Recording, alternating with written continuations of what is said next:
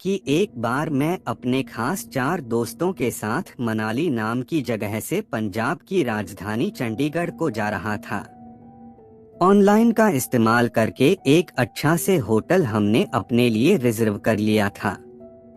हम सभी लोगों ने यह फैसला किया था कि हम रात के शांत माहौल में ही गाड़ी चलाकर वहां जाएंगे, जिससे सुबह सुबह ही हम होटल में चेक इन कर ले।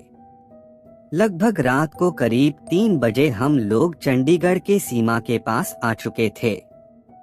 जिस रास्ते से हम गुजर रहे थे उस रास्ते में एक छोटी सी पहाड़ी पड़ती है।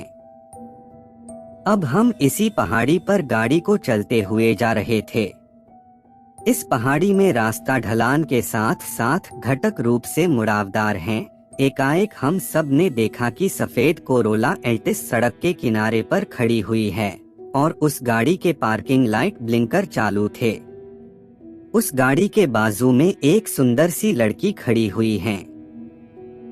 उसने एक खूबसूरत सा गुलाबी टॉप और जीन्स का कपड़ा पहना हुआ था और वो हमारी गाड़ी देखकर हमें लिफ्ट के लिए इशारा करने लगी। यह देखकर हम सभी दोस्तों के बीच चर्चा होने लगी कि हमें उस लड़की को लिफ्ट देना चाहिए या नहीं। क्या हमें उस लड़की की मदद करना चाहिए? हम 4 में 3 लोग उस लड़की की मदद करने के पक्ष में थे और एक जन नहीं चाहता था कि उस लड़की को इतनी रात में मदद की जाए। यह एक धोखा या फिर चालबाजी भी हो सकती थी। जो लड़की की मदद के विरोध में था वह कह रहा था कि जरूर कुछ गड़बड़ है और हम सबको इस झमेले में नहीं फंसाना चाहिए। मेरे दोस्त ने उस लड़की के पास गाड़ी को धीमा कर लिया और गाड़ी की खिड़की को नीचे कर लिए। उसी समय दूसरे दोस्त ने तेज आवाज में कहा कि भाई गाड़ी क्यों रोक रहे हो, कुछ गलत हो सकता है, इसलिए बिल्कुल भी लड़की देखकर मदद के लिए मत पिघलो।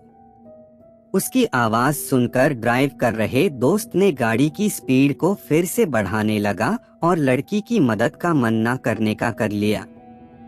लेकिन जैसे ही हम उस लड़की के सामने से गाड़ी को निकाल रहे थे तभी गाड़ी में एक कड़कदार खुशबू फैल गई। शायद यह खुशबू उस लड़की के सेंट या डीओ की रही होगी जो उसने अपने ऊपर छिड़का होगा।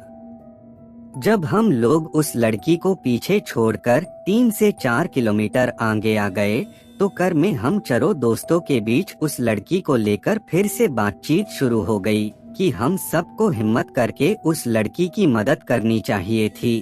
क्या पता सच में वह किसी परेशानी में घिर गई होगी, इसलिए हमें उसे वहां इतनी रात को अकेला नहीं छोड़ना चाहिए थे।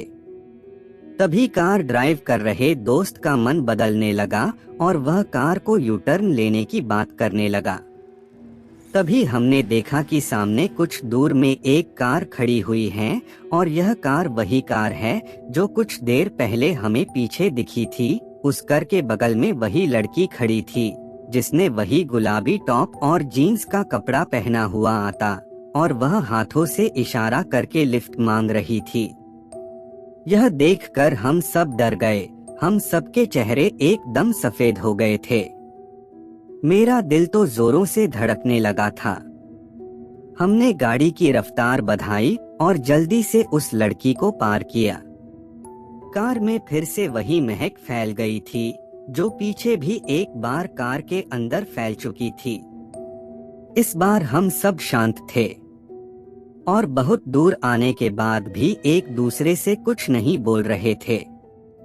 हमने उस लड़की को आने वाले 20 किलोमीटर में 7 बार क्रॉस किया था। अंत में हमने चंडीगढ़ में प्रवेश किया और सबसे पहले मिलने वाले ढाबे के गाड़ी को रोका।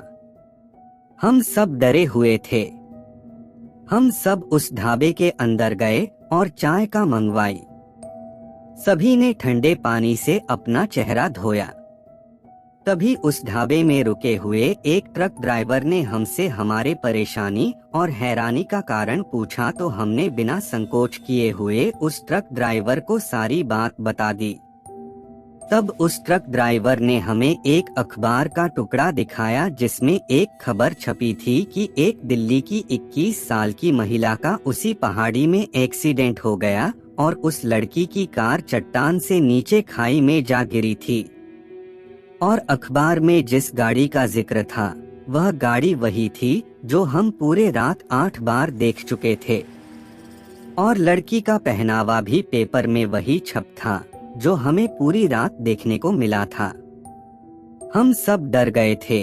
जब हम वापस चंडीगढ़ से मनाली जा रहे थे तो इस बार हमने दिन का सफर चुना और अब कभी भी हम लोग रात को सफर नहीं करते हैं।